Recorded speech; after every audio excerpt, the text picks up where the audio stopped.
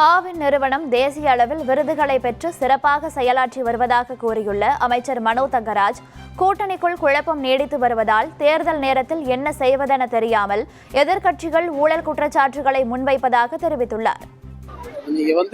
அவங்க தேர்தல் நெருங்குது.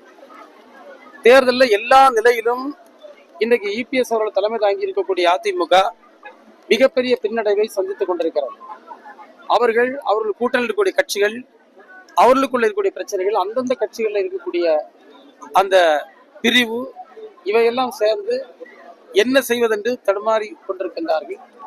எனவே அதன் அடிப்படையில் அந்த கடைசி நேரத்தில் எதையாவது செய்ய வேண்டும் என்பதற்காக அவர்கள் செய்கின்ற ஒன்று trade promotion council of India என்கின்ற அமைப்பு சிறந்த இந்த ஆண்டுக்கான கூட்டுறவு சங்கமாக ஆவின் தேர்வு செய்யப்பட்டு ஆவினுக்கு விருதும், எனக்கு நிலைத்த நீடித்த வளர்ச்சி மற்றும் ஃபார்மர் சென்ட்ரிக் வெல்ஃபேர் ஸ்கீம்ஸ், விவசாயிகளை மையப்படுத்திய நலத்திட்டங்கள் அதிக அளவில் வழங்கி செயல்படுத்தியமைக்கும் தேசிய அளவிலான விருதை தந்து கௌரவித்திருக்கிறது.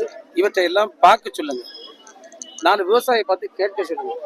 நீங்களே விவசாயிகள் தான் போய் கேளுங்க, அவங்களே உங்களுக்கு சொல்லுவாங்க. எதையாவது ஒரு குற்றச்சாட்டை சொல்லும் போது அவர் ஆதாரத்தோடு சொல்ல வேண்டும்.